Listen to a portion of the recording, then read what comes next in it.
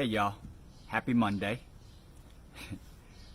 had to get a haircut, but here we are.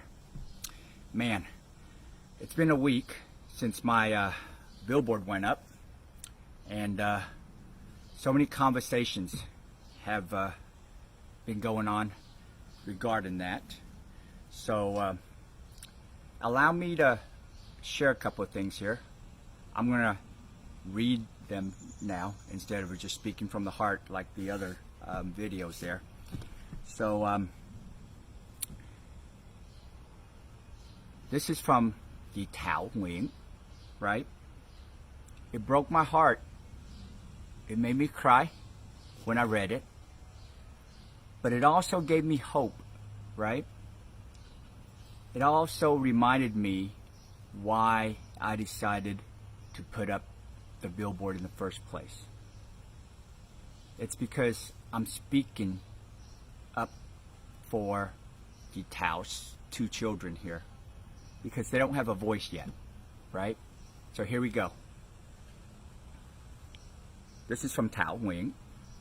My whole family, thank you for speaking the truth. My husband is black, and we have two wonderful children. Most of Viet people calling me their friend, but yet they are posting and talking so bad about black people. The other day, my son asked me, Mommy, this is the part that just breaks my heart. Mommy, are you regretted to marry Daddy and give birth to us?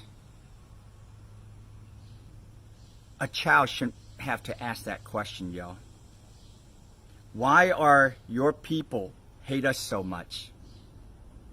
I don't know what to say until now. I will show them this to make them believe still are good and smart Vietnamese people out there. I love my family, and if I could do it all over or my next life, I will marry my husband and have my same kids again. Thank you so much, and I will support you no matter what. Take care. I'll share this in the video, right? Now, let me read this text here, right? So, some of you guys know. If not, here we go. I escaped Vietnam when I was an 8-year-old boy, right? And I languished in a refugee camp in Malaysia for about 9 months, right, in '78. Unbeknown to that 8-year-old boy, there was a group of black civil rights leaders who spoke up for me, right? And they took out a full-page ad in the New York Times on March 19, 1978. And I'll share that too, right? But please allow me to read what the ad said, all right? The title goes, Black Americans Urge Admission of the Indo-Chinese Refugees, New York Times, March 19, 1978.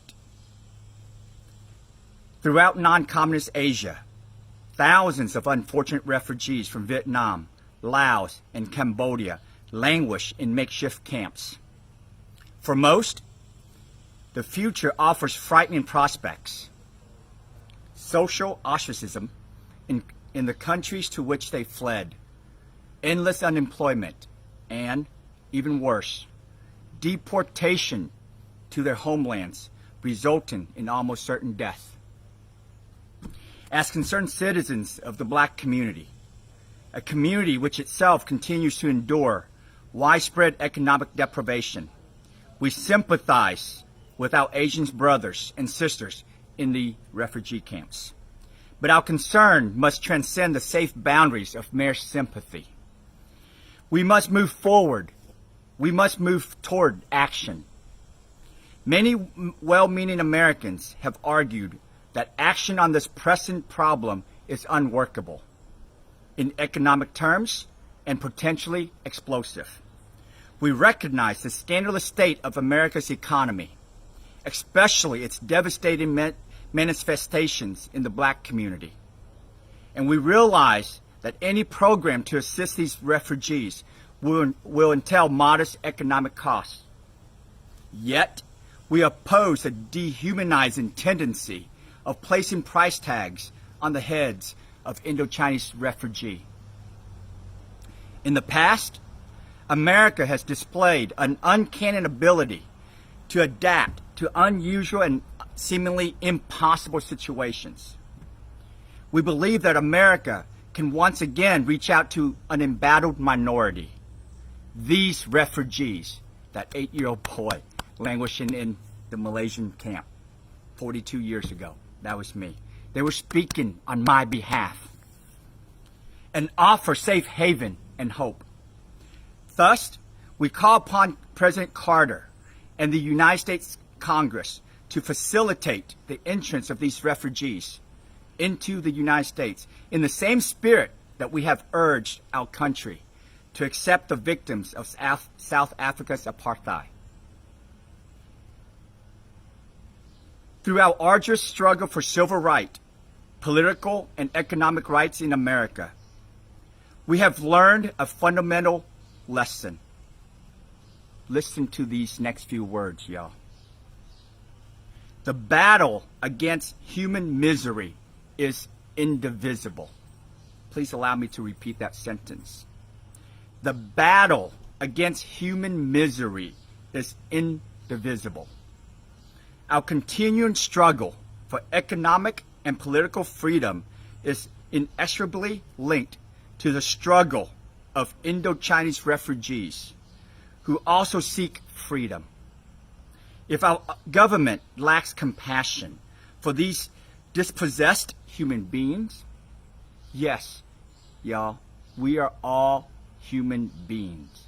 We are all one race. It is difficult to believe that the same government can have much passion for Americans' black minority or for America's poor. The two names on this ad, there were many names on this ad, but the two names, Coretta Scott King, Martin Luther King's wife. This was 1978. This was 10 years after her husband was assassinated. The second name, the Reverend Martin Luther King Sr., right? MLK's dad.